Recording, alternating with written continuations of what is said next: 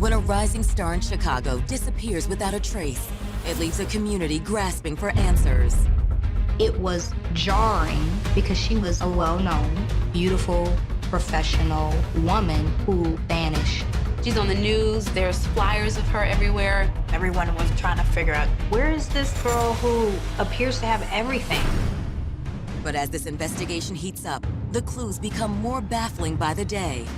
There were 3 calls recorded to 911, but there was no audio detected on the calls. Hanging from the tree, they found pieces of jewelry, earrings and bracelets. The car had been wiped clean with no evidence of any DNA at all. To solve this mystery, detectives will have to pull back the curtain on a glamorous affair where sex, passion, and deceit all take center stage. He was blown away by her beauty, by her personality. There's wine bars and there's parties on yachts. If it appears too good to be true, Then it might be. everything's gonna come into this boiling point. All it takes is one time for your lie to get found out.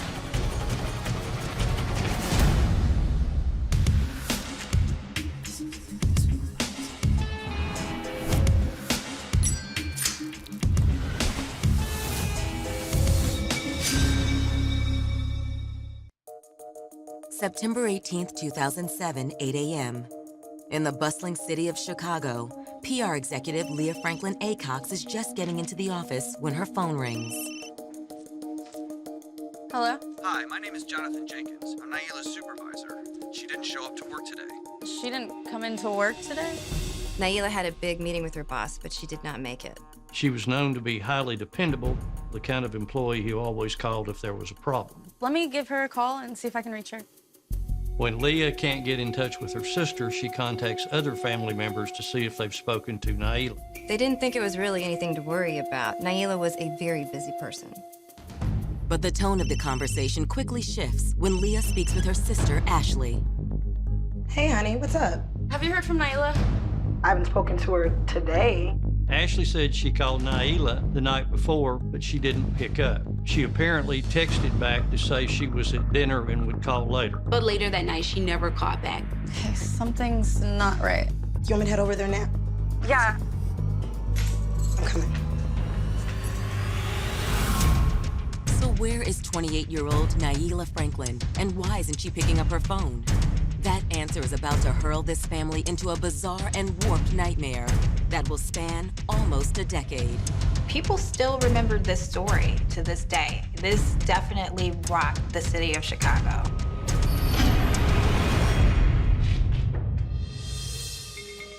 Born on April 12, 1979, Naila Franklin grew up in a happy, blended family in Chicago, Illinois. Although her parents were divorced, she was very close to both of them. All of the kids grew up enjoying a comfortable lifestyle and spent a lot of time together. Here you are, love. And for you.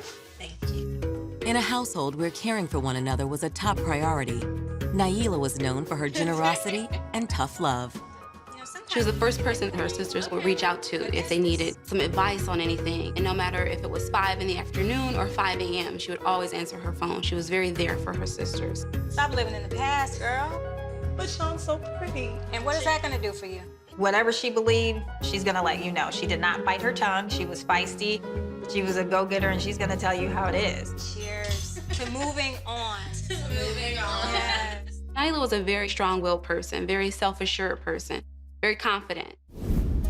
It was these same traits that propelled Naila to success at a young age. Naila went to school at one of the top universities, University of Illinois. She had a degree in advertising. After college, Naila had her pick of jobs and soon landed a coveted sales position with a major pharmaceutical company in Chicago. Naila Franklin was a pharmaceutical rep for Eli Lilly, doing very well in the company. You know, had the company car, had the company laptop. She made a great living with them. She had an extensive professional network of friends. She was doing very well. She had an outgoing social life. She had a very supportive social circle and had established home ownership for herself. She was definitely a model professional. With money, beauty, and connections, Naila Franklin was living the life. She was living a very comfortable lifestyle, doing very well for herself, especially to be just 28 years old. She dated men of wealth, of status. So there's wine bars and there's parties on yachts. Her love interests included people that had an education and were very successful in their field. So it came as no surprise to anyone when in 2006, Naila caught the eye of one of the city's most eligible bachelors, 28-year-old Reginald Potts. So they met kind of bumping into each other. Any single woman would have liked to cross paths with him. Hey, so I take it as you're a white wine drinker? I'm an any color wine drinker after a long day's work. Cheers to that. Reginald Potts was a young man. He was a successful real estate investor and good looking. He had a $225,000 Bentley that he drove around. This is a guy who has his act together. Reginald Potts was definitely living the dream. Naturally, the attraction between these two young dynamos was as powerful as they were. He was blown away by her beauty, by her personality. Once they started hanging out, it became a little bit more frequent, going out to dinners, texting each other. But despite Naila and Reginald's intense chemistry, both knew it probably wasn't meant to last. Both of them had described it as a casual relationship. This was all about having fun and hooking up. There were no strings attached. So a year later, when the flames of passion finally died down, neither looked back. Life moved on for Reginald and Naila. They both found, other people to engage in and become emotionally involved in. For Naila, that opportunity came calling a few months later when at a gallery opening in Chicago, she met another handsome young professional. His name was Lamar Jackson. Are you an art fan? Naila and Lamar had an instant connection. Well, yes, I am. That's one of the reasons why I love Chicago. How about you? Into contemporary art. He was a very successful lawyer. He had a nice place, educated, everything that a woman could want. He had it. That night, they exchanged numbers and started dating. Good guy, good-looking guy, successful career. So also someone that had a good head on his shoulder. He did live a little bit of ways from Naila, Milwaukee, so they had a little bit of distance in seeing each other. But despite the distance, all those miles up and down the interstate were well worth it for both of them. They talk, they texted. Whenever one of them had a break in work, they would go and visit each other. They had weekend trips away. They were at a family wedding together, and everybody thought, oh, wow, he's a good one. They got serious pretty quickly. It even got to a level of him and her deciding to possibly move in together. So things were really looking good in her life. But now, on September 18th, after hours of frantically searching for Naila, her family can't find her. At this point, her family is getting really, really worried. Where is Naila? 3 mysterious cell phone calls are about to make that question even more perplexing. There's mystery and intrigue. As it was developing, the whole community was very attentive and concerned.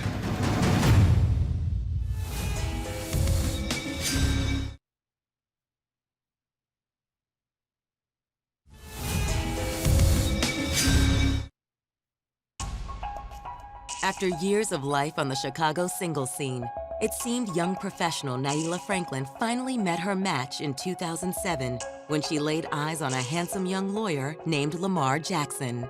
They hit it off, and they were really connected. Their relationship grew very quickly. Naila was on cloud 9. She felt like this could be the one. But on September 18th, 2007, this highly dependable woman unexpectedly drops off the radar. Naila Franklin didn't show up at work. Friends and family could not get in touch with her. By that evening, panic begins to set in for her loved ones. Her sister Leah went to the Chicago Police Department and filed a missing persons report. Okay, why don't we start from the beginning?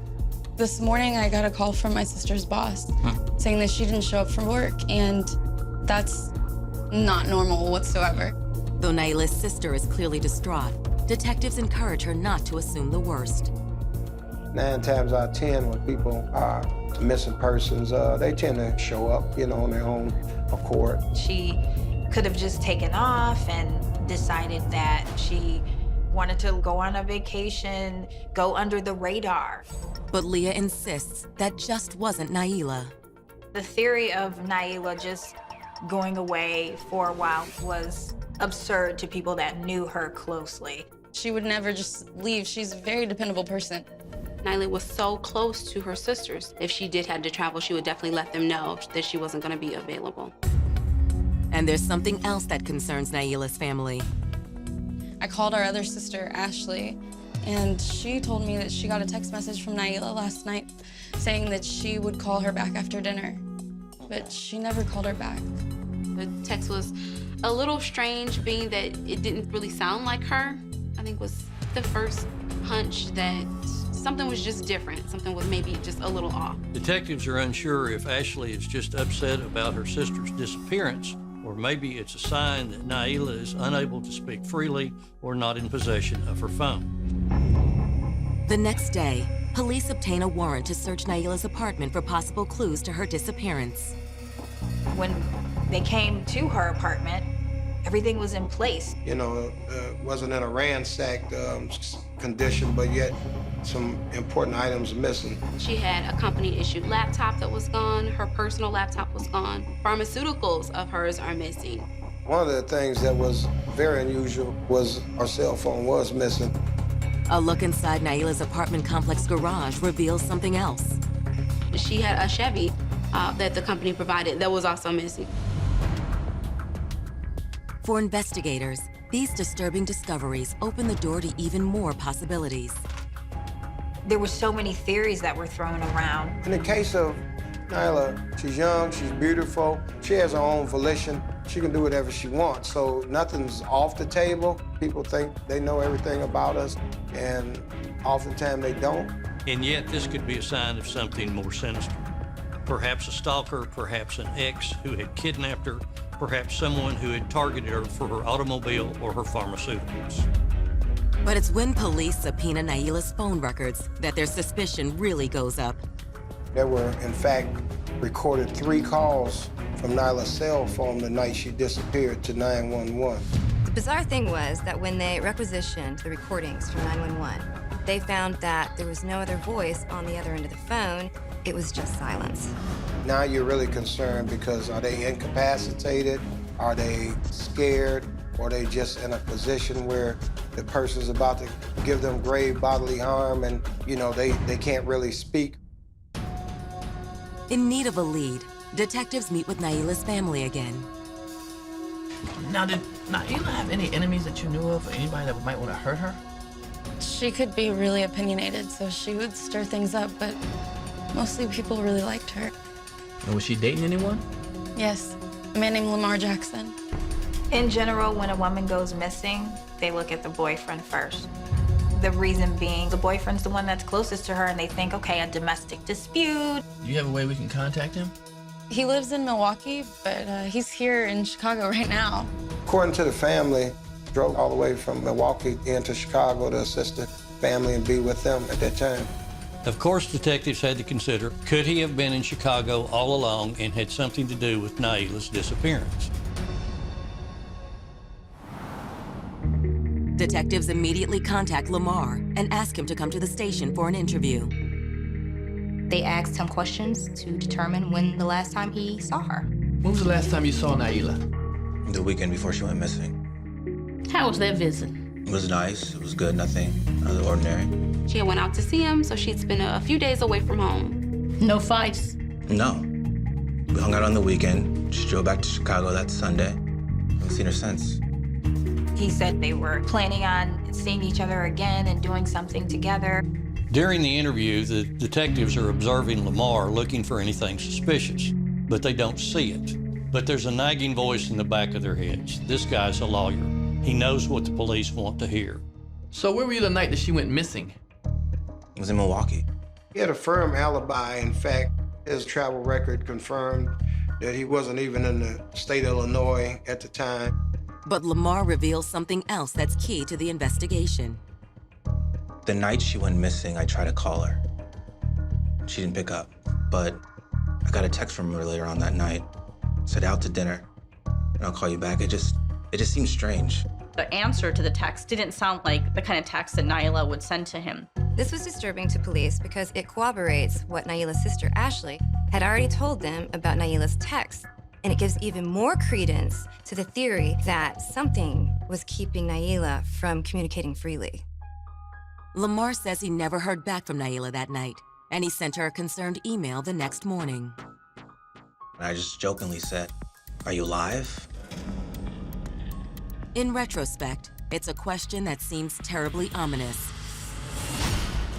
But the case is about to take a far spookier turn. It gets really cryptic, it gets really eerie. The city pretty much was on pins and needles.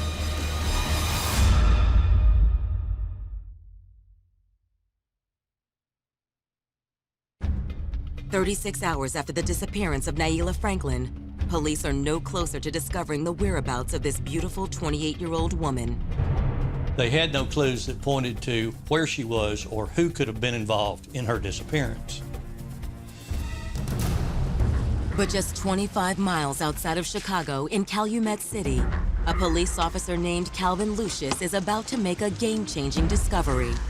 I was working in patrol. On that particular night, I was working our Zone 4, which is a business district that covers the mall, the car lots, the golf course, restaurants that we have in town. While making his rounds through an area golf course parking lot, he spots something strange. I noticed 6 perfectly stacked boxes along the curb, and just the way that the boxes were stacked, I knew that it wasn't garbage. I opened one of the boxes up and noticed that they contained sample trials of different medication. My first thought was a doctor's office got broken into and somebody stole these drugs. I thought they were gonna use them for some type of narcotics or something. But when Officer Lucius returns to the station to log this medication, he notices something else. On one of the boxes was a shipping label from UPS, and it had the name Naila Franklin on there. That's when the dots connected that Naila Franklin was the lady missing out of Chicago. These were obviously her missing pharmaceutical supplies. Officer Lucius immediately reaches out to Chicago detectives. Hello? Hello, this is Officer Lucius. My call is in reference to this medication I found in these boxes on the side of the street down here. I'm pretty sure they belong to Naila Franklin. We're coming right there now. Thank you very much. This new discovery forces them to consider a worst-case scenario. In a situation like this, where you can't find the missing person, but you begin to find evidence of their property, it triggers foul play thoughts. Later that night, Chicago investigators arrive in Calumet City and begin combing the area for clues. They quickly home in on a pond not far from where Naila's pharmaceuticals were found. They saw the pond and said, we'll cover all our bases, make sure that she's not in the pond. In Calumet City, they dredge. You know, you got the divers in the water searching with no discovery. But amidst a grove of trees encircling the water, cops turn up another disturbing piece of evidence. They found pieces of jewelry, earrings and bracelets in that immediate area. Naila's family felt that they belonged to Naila. While these strange clues don't do much to propel the investigation forward, they do help detectives rule out one thing. Previously, detectives were floating the idea that a botched robbery could have led to her disappearance. But none of the drugs were touched and her jewelry was still there.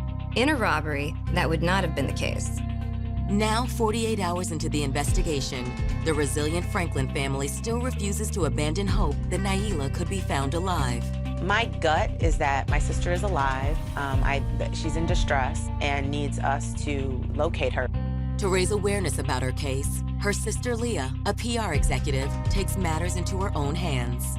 Her sister did this huge PR campaign to let people know that she is missing. She called a huge meeting and hundreds of people gathered to distribute flyers, to knock on doors. She really rallied to get people talking about this case. In a town where a missing Black woman really gets extensive media coverage, Naila's story is soon front and center. There is this stigma that if a Black woman goes missing or violence happened towards her, it has to do with gangs or guns. This story was completely different. Naila was a well-known, well-liked, beautiful professional woman who vanished. And it was scary, not only for her family, but for women like her, because this could have happened to any of us. The city was in uproar. I mean, everyone was looking for her. They were, feeling really bad. They thought, what could have happened to her? I also remember the search party and how people were volunteering to actively participate with the family to get the word out if you saw her. At one point, there was a reward offered for any information leading to her recovery. This flurry of attention soon garners an important tip. You did hear it on the news, okay? You sure it's an Impala? And your address? You said Hammond, Indiana? On the 21st of September, right across the borderline in Hammond, Indiana, her vehicle is discovered, and it's legally parked on a residential street. Investigators impound the vehicle and take it back to the station for processing. What evidence techs discover is ominous. So what'd y'all find when y'all searched the vehicle? Man, I couldn't find anything. In fact, it looks like somebody intentionally wiped it clean. There's no fingerprints. It's been wiped clean of all DNA. It's really painting a pretty gory picture as to what, could have happened to her. Someone had obviously gone to some trouble to cover their tracks. Hope for a happy ending started to fade upon discovery of her car. But despite detectives' newfound fears, they now have a hunch where Naila Franklin may be located. They found her car in Hammond. It was maybe 3 miles away from where the boxes were found at. If you look at the map, which is a straight shot between there, so we kind of all came up like she's gonna be along this straight shot. On September 22nd, officers from Calumet City, Illinois, and Hammond, Indiana, begin scouring the area for any sign of the missing woman. For Calvin Lucius, the officer who discovered Naila's pharmaceutical supplies, the hunt is personal. I didn't know Naila, but we had a lot of friends in common because our high schools were not that far from each other, and we graduated at the same time. So I wanted to get out there and help the family search for her and help them find the closure that they needed. We started looking at places where there was not a lot of traffic at, where you could possibly dump a body. We eliminated a 1.5 mile stretch because you had a lot of traffic, and we really started our focus on where can you go and not easily, be seen by the public or people driving by. But after 5 days of searching vacant lots and hidden alleyways, cops have still turned up nothing. It was like searching for a needle in a haystack, a needle that they were not even sure was there. Then, on September 27th, 2007, 9 days after Naila went missing, one of Calvin Lucius's colleagues summons him to the back of an abandoned video store. We grabbed our flashlights. It's 4 o'clock in the morning. We start walking into the woods to see if we see anything that's out of place. The police officer in Calumet City has been in this extensive search for a long period of time, and he discovered something strange in this field, and it just, it wasn't right. And once officers return from their trip into the tall grass, the city of Chicago will never be the same. It was a pretty gruesome discovery. Everybody's nightmares had come to fruition.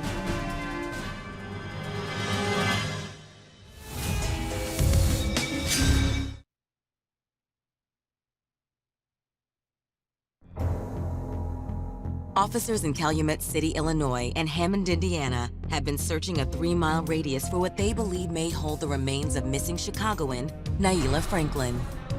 Because the police found her property in Calumet City, Illinois, in her car in Hammond, Indiana, they feel her body must be somewhere in between, but they can't find anything. But now it's 4 a.m. on September 27th, and 2 Calumet City officers are searching a vacant lot behind an abandoned video store.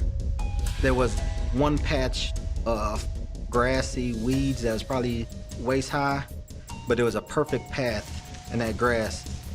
So I followed that path 5 or 6 steps in. Oh my God.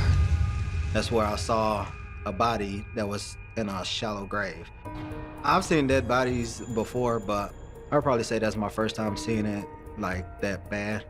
This young lady's been out here, and her condition is very poor. She's been exposed to the weather. The heat is hot, She's left in an unprotected area, and animals have had their way with the body as well. She was very badly decomposed. You visually couldn't tell who it was. But Officer Lucius fears he already knows the victim's identity. The proximity of where the boxes was found and her car was found, and was most likely Naila Franklin. Maybe 10 minutes after I found her, it was a clear night. 10 minutes later, it was so foggy that you couldn't see your hand in front of your face. So I think it was kind of her way of saying that she was at peace that now that she'd been found and she could be returned back to her family. At that point, our supervisors, they contacted Chicago, come in and collect all the evidence, because in the long run, it'd be less people in the collection process. The next morning, on September 28, 2007, dental records confirm what detectives suspected. It was Naila Franklin. That was the most devastating day for the Franklin family. She's not just missing. You know, she's not being held somewhere. We know what happened to her. It was heartbreaking for the entire city. This was a case that the entire city was watching very closely and was rooting for her safe return. Everybody, their first reaction was, what monster would do this? Given the state of the body, detectives face a terrifying possibility. Since Naila was found naked, they were wondering, could this be a sex-related crime? And if so, is there some predator out there that is searching for his next victim? But when the autopsy results come back the next day, this hypothesis is quickly put to bed. There didn't appear to be any evidence of a sexual assault, but it was indicative of a personal attack. Asphyxiation was the ultimate cause of death. Yet despite finding Naila's body, investigators are no closer to identifying a suspect. Until Naila's best friend, Dana McClellan, comes forward with a story and a potential piece of evidence. Naila told me that if anything ever happened to her, to give the police her email password. So I brought it in. Naila was very afraid and had even told people that something could happen to me. But what had made Naila so frightened? According to Dana, this had to do with a man that she briefly dated, a man named Reginald Potts. Reginald Potts was, on the surface, the guy that every single girl wanted to meet. He was an investment broker with his own company.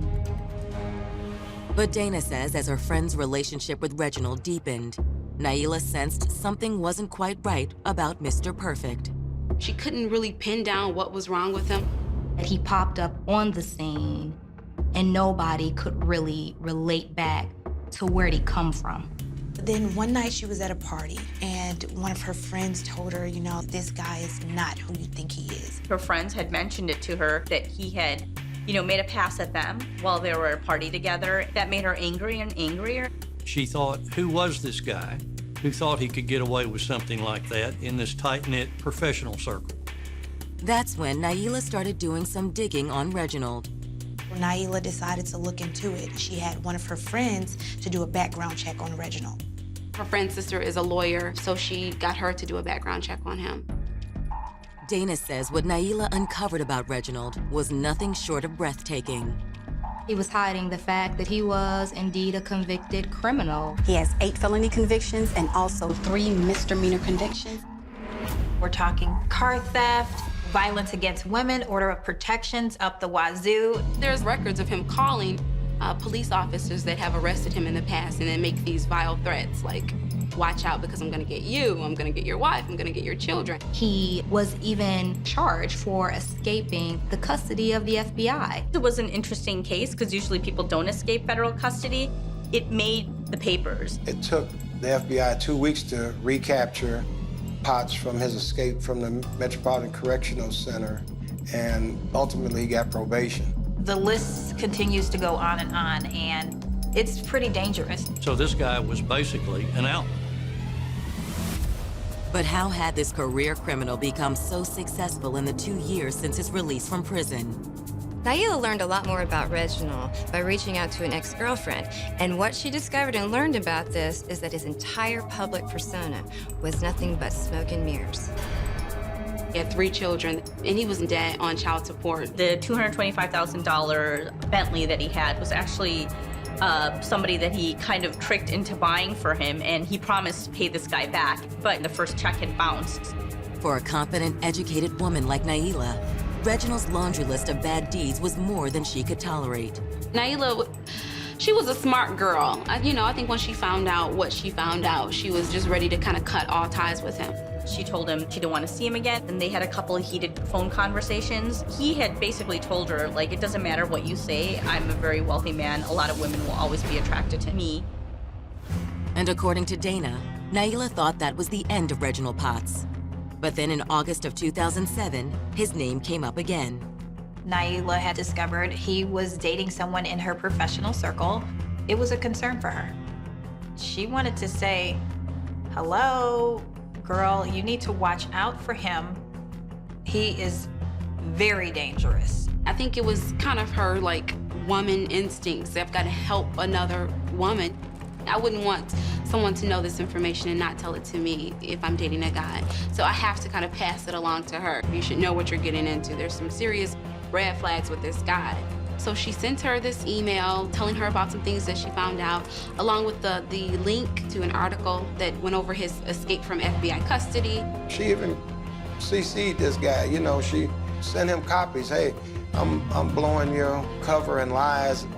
This triggered an email battle between both Reginald and Naila.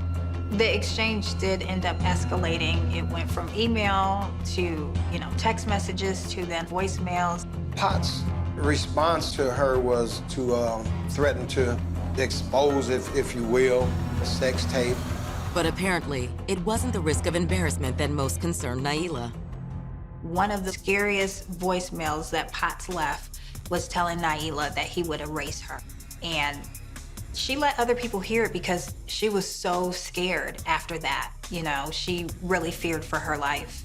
She did obviously have some feelings of apprehensions against Potts, but she was a woman of conviction. She wasn't a pushover. She's not going to be bullied. She called the police department to find out how to file a protective order. Then Naila issued one final warning to Reginald. You're gonna be back in jail, I promise. Like, you messed with the wrong chick this time. She notified him just to kind of say, continue playing, you will go to jail. 8 days later, Naila disappeared. To detectives, it's a chilling tale. And after confirming the heated email exchanges are indeed real, it thrusts Reginald Potts to the top of their suspect list. That's really when he became, I think, the main suspect. But when investigators haul Reginald in for an interview, he seems like a man with nothing to hide. When Reginald was questioned, he seemed to be really cooperating. He was giving all the answers that the police were asking. So what was your relationship with Naila Franklin? We dated, She was beautiful, fun to be around. Nothing too serious. So you guys are not seeing each other anymore? No, I actually haven't talked to her since August. They weren't really a part of each other's lives anymore. That's when detectives present him with evidence of the profanity-laced emails he sent to the victim. And it seems like you weren't very happy because she was spreading your business around town. Who would be? We also heard you threatened to erase her? No, man, I got sisters. I would never say such a thing. He said he's a good guy. He would never hurt a woman. So, you wouldn't mind telling us where you were the night she disappeared? Not at all. Me and some of the guys actually went to the grocery store. He was hanging with some friends. They made a shopping trip at Target. You won't mind us checking out your alibi, do you? We're right back. Given Reginald's criminal past, detectives aren't about to take his word for it. Questioned a friend, Howard, who Potts gave as an alibi, and he confirmed Reginald's alibi. Everyone thought, okay, well, maybe it's not him. Maybe this guy is telling the truth. But if Reginald was being honest, who could have killed Naila Franklin? Soon, information about a mysterious man seen lurking in Naila's apartment complex is about to shift this case into overdrive. It was so shocking.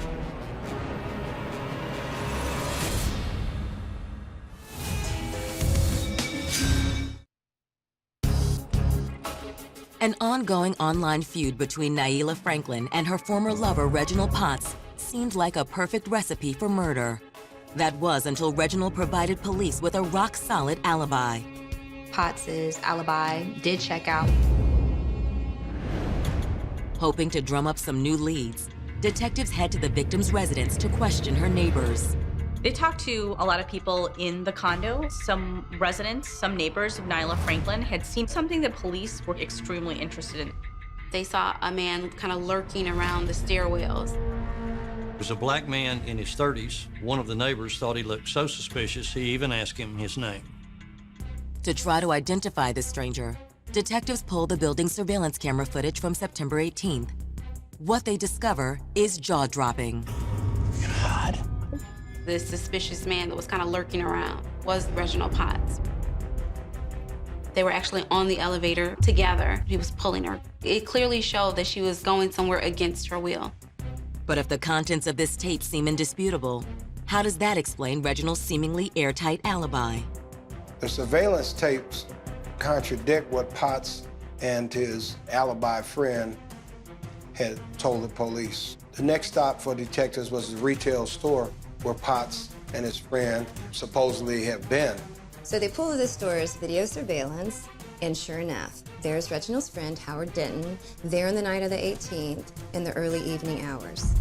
Potts was not with his friend on any of the surveillance cameras from that store.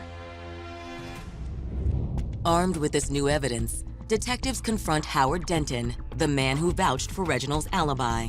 Howard, it seems like the story you told us earlier wasn't true. Confronted with this, under pressure, Potts' friend, Howard, now admits that, in fact, he had lied and he was covering for his friend. Reggie had called me, said he was in Hammond that night. His car had broken down and he needed a ride, so I went down to pick him up. Reginald Potts is really good at what he does. Not only can he pull off a lie that people really believe, but now he has other people lying and creating stories that the cops at first bought into.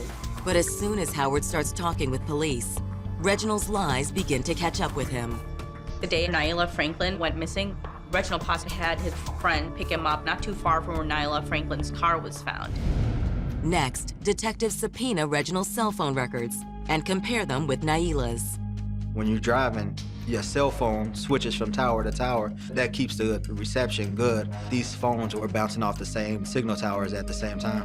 The police were able to place Reginald Potts and Naila's cell phone together the entire way, from him leaving Naila's building all the way to Calumet City and to Hammond, Indiana, and back.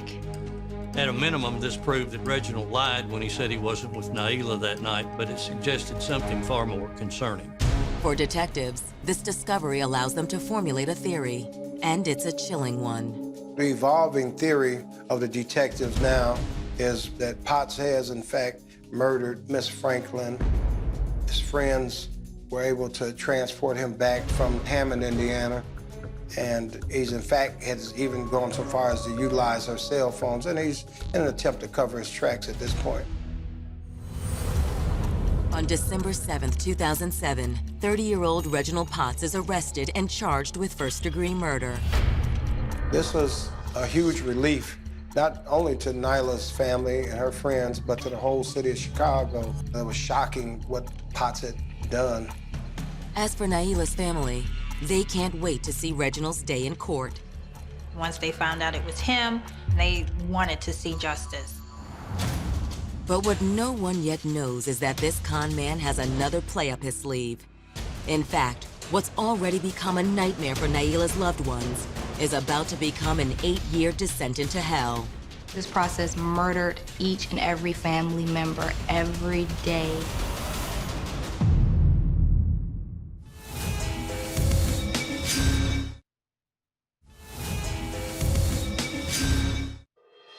On December 7th, 2007, nearly 3 months after Naila Franklin was reported missing, Chicago police arrested Reginald Potts for the killing of his former girlfriend.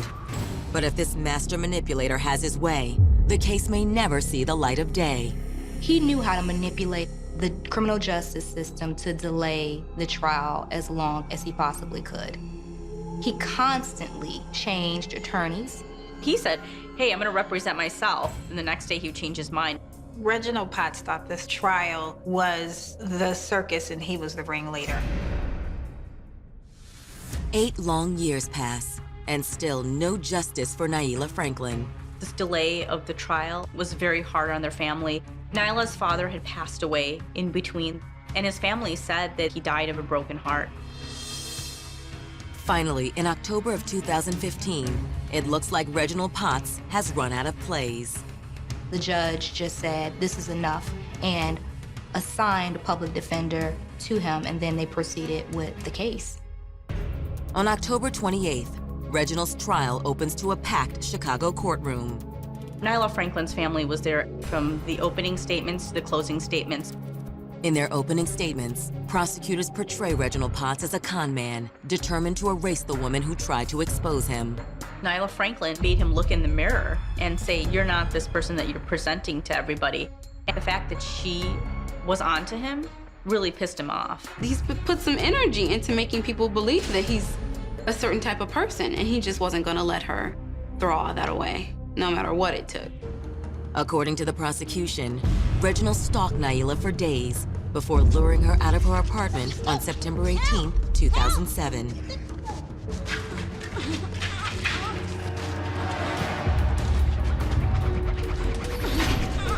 They think that he strangled her in the parking garage of her building.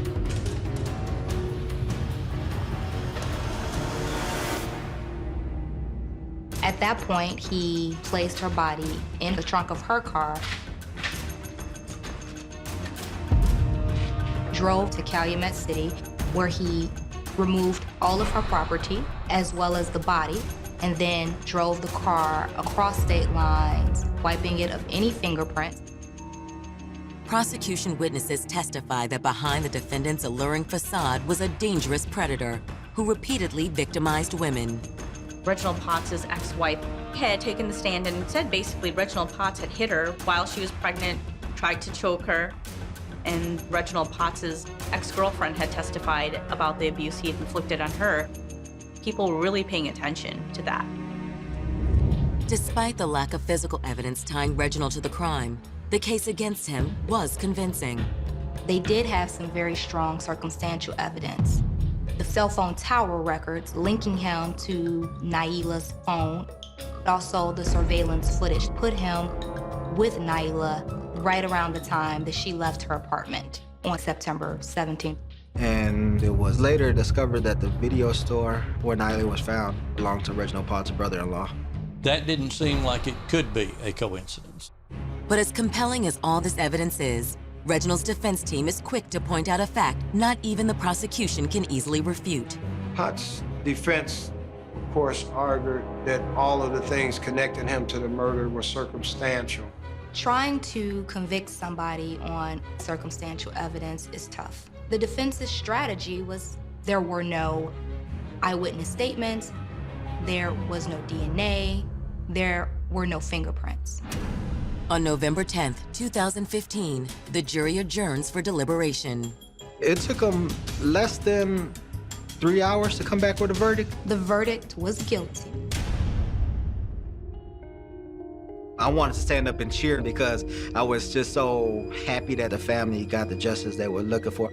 But for Reginald, once a con man, always a con man. At his sentencing hearing 4 months later, he's still spinning a yarn. He basically said that he didn't do this crime. He's not gonna rot in jail. He's going to spend every minute trying to fight for his innocence. But this is one situation Reginald Potts finally can't worm his way out of. The community was ecstatic that he was found liable for the murder of Naila Franklin. The judge gave him natural life in prison without the possibility of parole. It's the closure the Franklin family has yearned for nearly a decade. One of them actually said that they can breathe again. They weren't at peace not knowing. Although nothing can ever bring back Naila Franklin, this is one Chicago woman who will never be forgotten. She still lives on in the hearts of those people who love her. Naila's spirit, her story, will never be erased. And she's a testament to, even if you do everything right in the dating world and just in your professional space, sometimes you can't avoid crazy.